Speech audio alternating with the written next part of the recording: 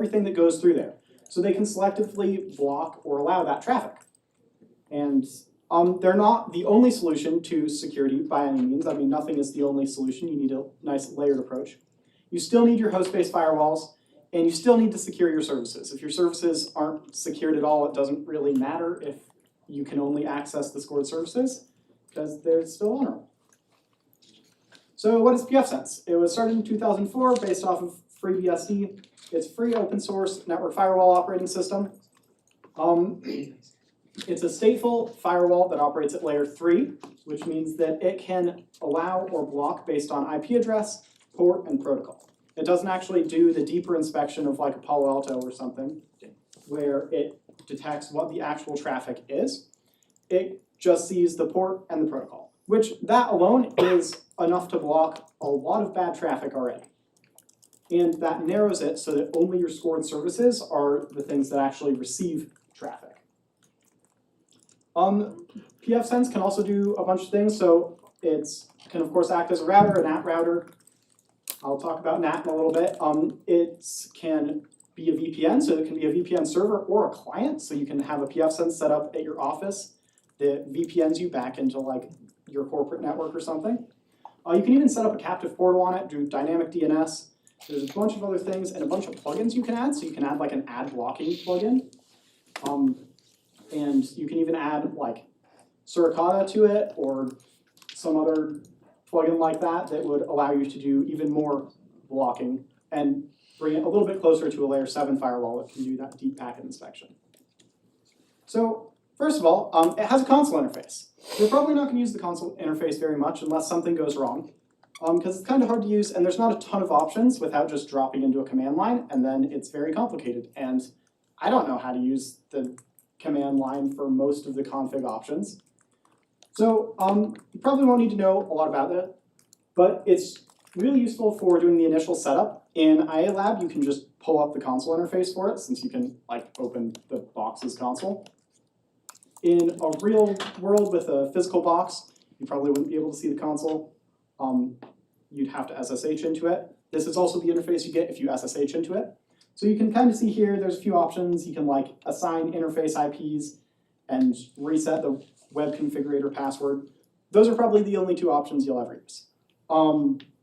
If you're in an environment and someone got into your pfSense and they changed your password, then you can just hop onto the console and reset that. So that's not what I meant to do.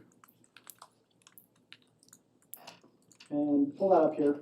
So you just log into the pfSense and boom, there's your console. Kind of small, but yeah. So you can like reset passwords, stuff. You can even drop into a shell if you wanted that.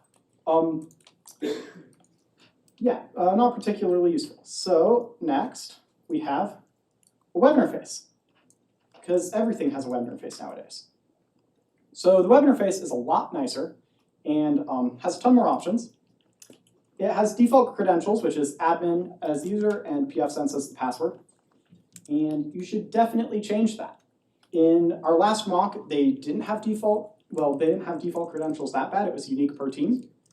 And as soon as those credentials were released, a few teams hadn't had their password changed yet. So an anonymous person got in and created extra accounts on them. Some teams didn't have a good day off of that. And just in general, like changing passwords is really important. That helps lock red team out. By the end of the last mock, I had at least 16 shells from default credentials, just from like a simple script I made. So yeah, change your passwords. So if you want to follow along, go into the environment and go open the console for server, which hopefully this will work. Hey, look at that. So the user is going to be DSU, passwords, password 1bang. Oh, dang it. Thought it was one bang. Maybe. There we go.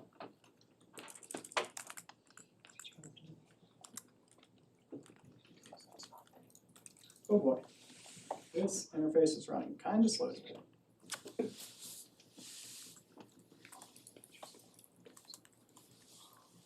Wow, okay. ILab running a little slow.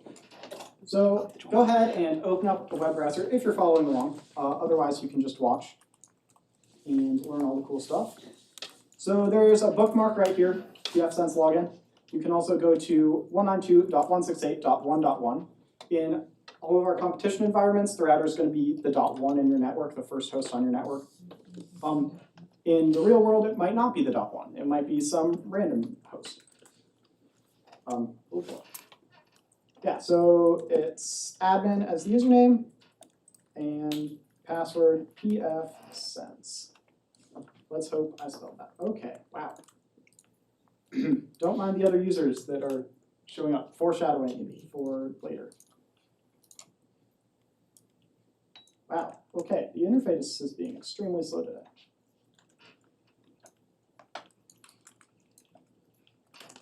All right, there we go. So we're logged in. Boom, look at that, interface, nice. Instead of the command line, you get like these cool bars that show like your memory usage and stuff. I don't know, you don't care, but cool. Important things. So right down here, it's going to show your interface IP addresses. So you can see this one, we have two addresses on it, 10.25.1 and 192.168.1. What do those two mean? So, different interfaces. The first one was your WAN interface, the second one's your LAN interface. WAN, or wide area network, that's generally your external interface. And LAN, local area network, that's generally your internal one. So in this diagram of this beautiful network, if we have a pfSense router right here, this is going to be its WAN interface. You can see that. So this is the external, that's like probably where the bad stuff is, and this is going to be the internal one. Yeah, that's about it. So internal is 192.168.1.1, and external is 10.25.1. So in our competitions, the internal is going to be the same for every single team. You're all going to be on 192.168 network. But the external is going to be different. The third octet right here, so this 5, is going to change based on your team, and that changes to your team number. Good thing to keep in mind.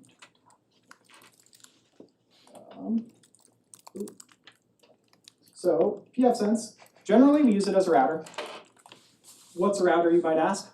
It routes traffic. Haha, funny joke, but no one cares. So a router routes traffic, makes sure it goes where it needs to go. So specifically between like different subnets.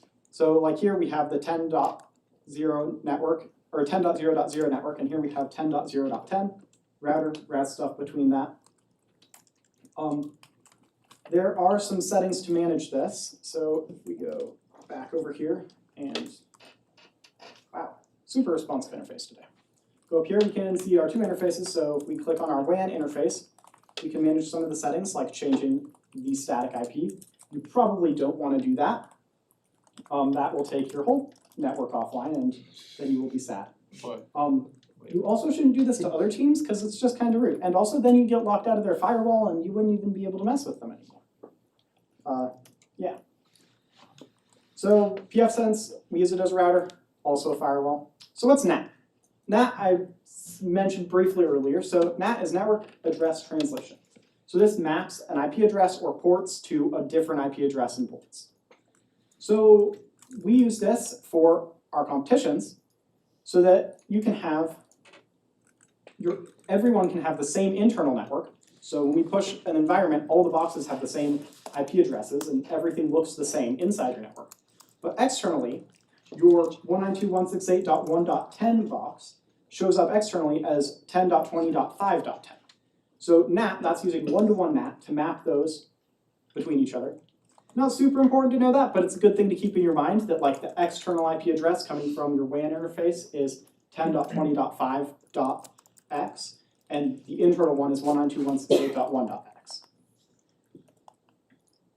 So NAT is generally used as not one-to-one NAT, but as just normal NAT, which is where you have only one IP address on one of the interfaces and a bunch on the internal. So this is used for like a residential router or a small business or something like that. Like at your home, your router's probably using NAT. So each device in your network gets a 10 dot or 192 dot address, and that's the internal address. But then when you reach out to the internet, all of those devices are coming from the same IP address.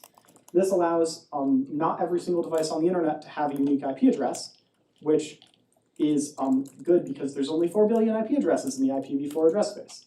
And that isn't as useful in IPv6 because there's a lot of addresses. And if you didn't know, DSU owns a slant 16. So DSU owns 138.247.0.0 slant 16. That's a lot of IP addresses. That's 65,000 IP addresses. So every device on the DSU network gets its own globally unique IP address. So that's kind of cool. DSU doesn't use an app as a result of that. Let's see. So let's get into the actual firewall. So if we go back to pfSense on this super fast web interface, so right here, this is the firewall rules. So that's going to be under firewall rules. You can, rules, there we go. You can click around in here. So there's rules for the different interfaces. If you add more interfaces, there will be more tabs here. And there's also this floating tab. So the rules under a certain interface are for traffic coming in on that interface. Since pfSense is a stateful firewall, you don't need to worry about traffic coming out on those interfaces. If it's allowed going in, then it will be allowed coming out and then coming back in. And if it's denied going in, then, well, you denied the full connection. So generally, you're going to be adding rules to the WAN interface to allow traffic to come in to your network, and on the LAN interface to allow traffic to go out of your network. We can, let's see, also in floating rules. So floating rules, they are interface independent. They will override the default action for some traffic. So if traffic's coming in, and it would be on the WAN interface, and maybe you didn't have your allow all rule here, but it did match a floating rule, then it would go through all of the rules in the WAN rule set, and if it didn't match any of those, then it would go over to floating rules, and if it matched one of those, then it would follow that rule, otherwise it would be drop. The default is drop, and that's a good thing. You don't want to default allow. That means that if you don't check the traffic, it's just allowed. It's good to drop it if you don't check it. That way you have to specifically allow traffic that you want to go through. Right now, it's just an allow all rule, which, as the name implies, allows everything from everywhere to everywhere. Shane, do you have a question? No. Okay. Cool. So floating rules can be a little bit tricky because you might not think to click over to the floating tab. Like this rule right here just allows all traffic. So if you weren't looking over here, you might miss this rule. So you apply all your rules, and then this floating rule would still allow your traffic through. So you probably don't want floating rules. So you can go ahead and delete that if you're following along. I clicked. Okay.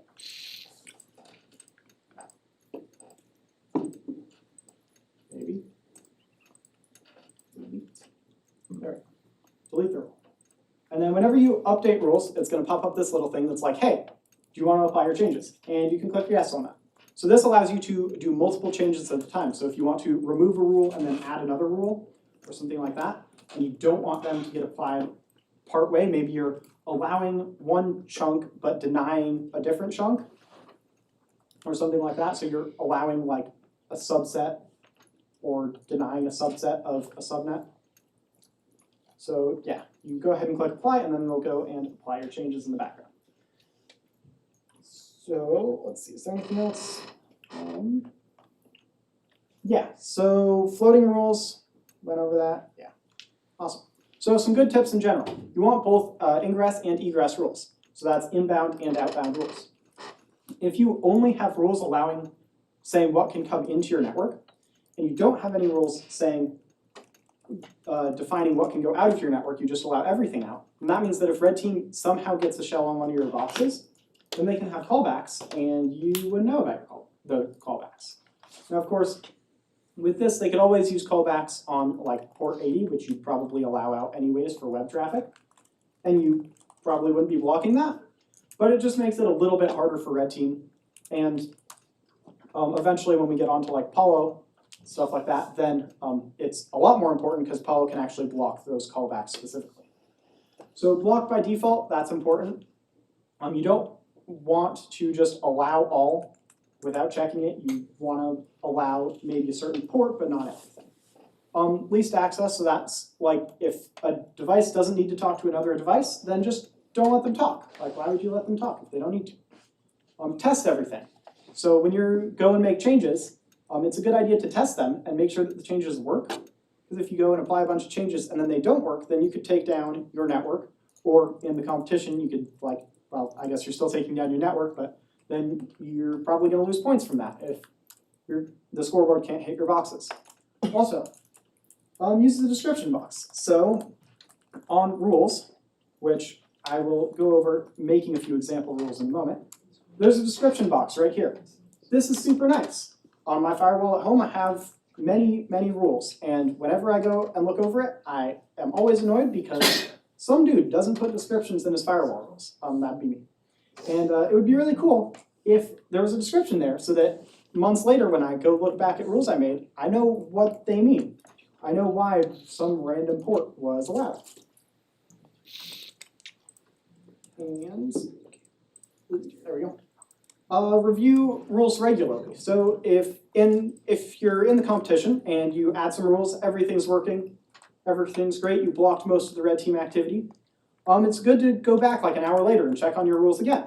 Maybe you'll find a new rule you didn't put there, and that's a little sketchy. You should probably figure out how red team got a rule on there.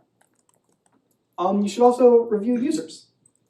So you can add new users to the box, because of course you can. And right here, if we go and look at the user list, we have a bunch of users. A few of these users look like you might not actually want them on the box. I don't know about that. I mean, I feel like we probably don't want a Kimmy user on this box. It'd be rude to kick It'd be him kind of off. rude, right? Well, you kind of have to be a little rude to red team sometimes. Aw, okay. So there's these 3 users right here, so we should probably remove them. Remove the scoring engine.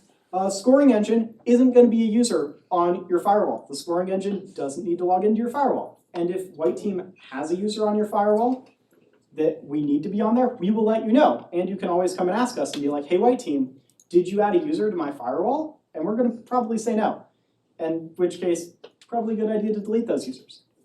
So by default, there's the admin user. And if we go to edit there, you'll see we can't change the username. So that's a little bit of a problem. That means that everyone knows the default user on the box, which has full administrator privileges, kind of like root. So security by obscurity is not a good thing, but it's probably a good idea to make a second account that's like, admin2 or something, that you use as your normal account, so that if that account gets owned, then they don't have the main admin account, or you have a backup account, your admin2 account. So it's a good idea to go through here and audit that. Also, good idea to change the main admin account password. Again, change passwords, good thing to do. There will be this little prompt up here yelling at you to change the password. But yeah, if you go to user manager, so that's under system, user manager, and then click on the user, you can change their password. Good idea to do that. Let's see, next, make changes slowly. So if you go and make a bunch of changes and don't click that apply all button until you have a ton of changes in, and then click that apply all button, then you might have a bunch of systems go down, and you won't know necessarily which rule did that. So it's a good idea to make changes incrementally and slowly, and then watch the scoreboard after you apply changes to see if you suddenly made something go red. So let's go and make a few rules. So right now, if you are in the environment, you go to localhost, spelling's hard. You can see there's this really cool web app 3 final project website I made. Yo, nice. And it shows you your IP address. So right now we're connected from local. However, if we go and hop onto the Kali box, so this Kali box is just someone on the internet. Username Kali, password Kali. Those are the default credentials for Kali box. If we hop onto the Kali web browser,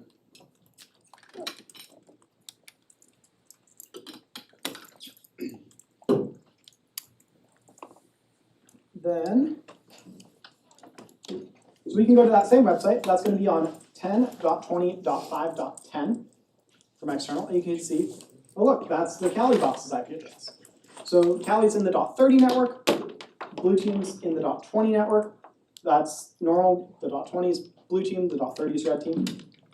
So we can access this, which we probably want people externally to be able to access our website. But what we probably don't want them to access is this other website here that's also hosted on the box that's just a shell. Probably not a good thing for external people to access. I mean, in general, a bad thing to have on your system. But maybe there's some reason that you need a vulnerable service to stay running. This is not like you would not leave this running in a production environment. But this is just symbolizing like maybe there's some sort of admin tool or something that you need to leave running. You can't just straight disable it. But you don't want that to be accessible externally. So let's go and block that. So if we go to Firewall Rules, right now we just have this allow all rule. So we can add a rule. I clicked the arrow that's pointing up to add a rule to the top of the list. And this rule we're going to block from anywhere to single host 10 and port is 80. And now we get to watch live as this works. So you apply that and then you click apply changes. And when we come back over here, oh, did I mess up that rule? Oh, I didn't mess up that. Maybe. Super fast. This actually needs to be the internal. Whoa, okay. There we go. Haha.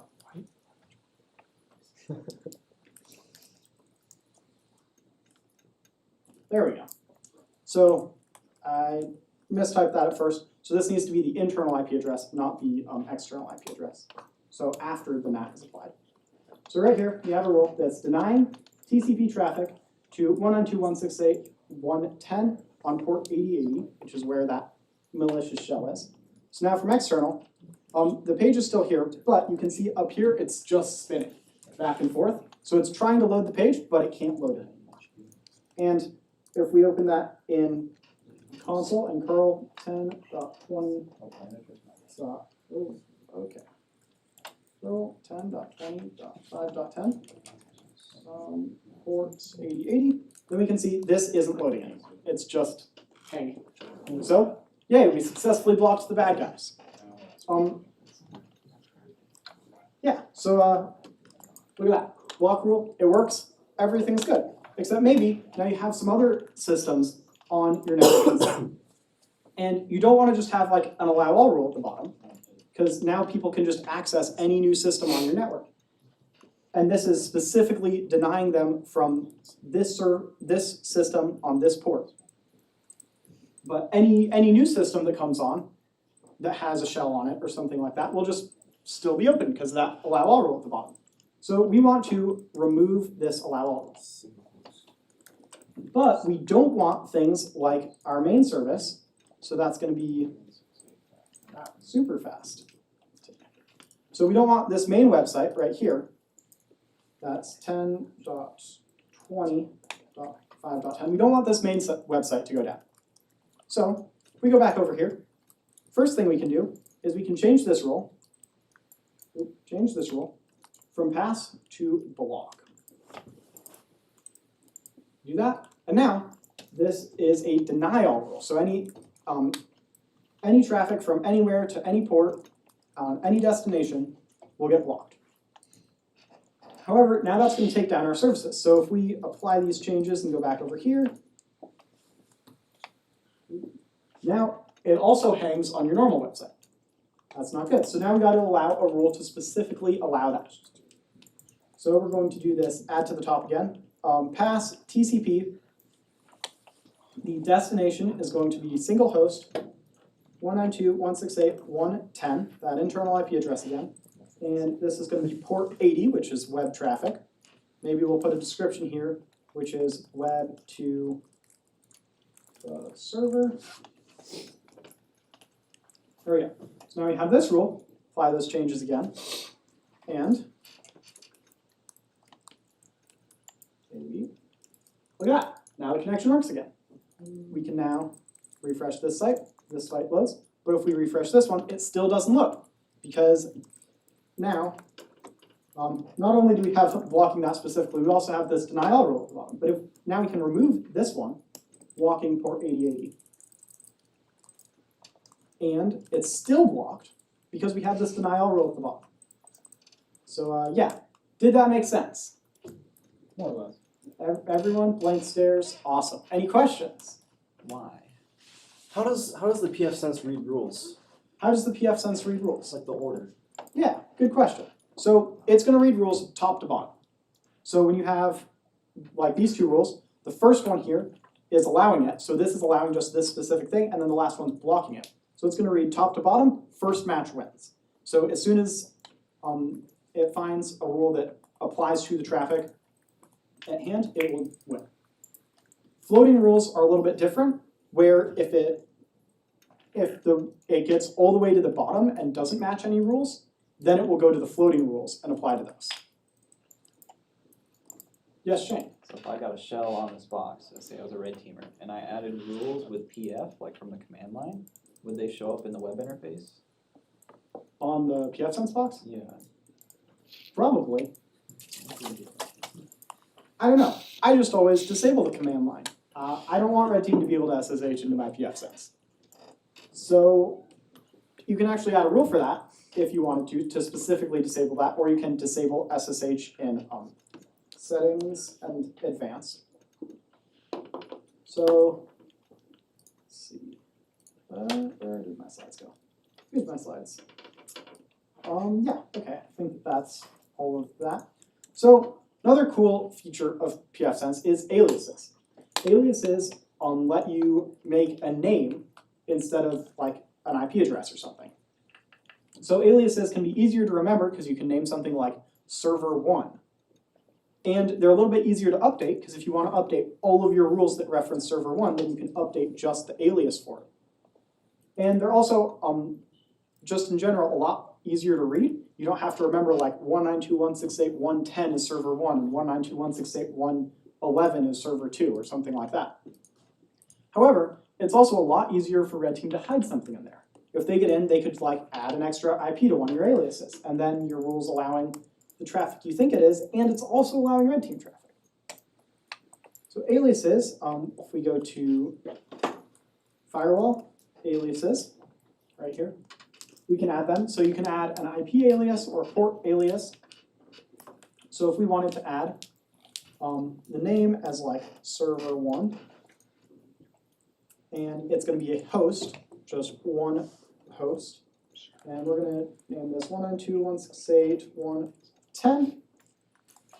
Save that. So now we have this alias right here, and it has one host on it. We could, if we wanted to, add maybe a few more. So if we also wanted 192.168.111 on there or something like that. But we only have one server right now, so we'll only add that one. Then we go back to Firewall Rules. And right here, instead of this, we can put server 1. And it even pops up this nice little box with an autocomplete. So that's kind of cool. So, assuming that I spelled everything right now, this should, oh, look at that. Still works. You can't see me refreshing that. Still works. So yeah, aliases. Now you can see like, oh look, that's going to server 1 instead of, oh look, that's going to some random IP address. I think that that's about all I had today. Any other questions? Anything in particular? Questions.fsec.club? No one's on it? All right, cool. Awesome. Yeah, so just a few quick reminders. Always change the password. Bad to leave the default creds because Red Team will get in if you have default creds. Always create a backup account so that if Red Team does change your password or something and for some reason they didn't delete your backup account, you have another way in. Yeah, and double check your rules. That's about all I have today. So thanks for coming. So,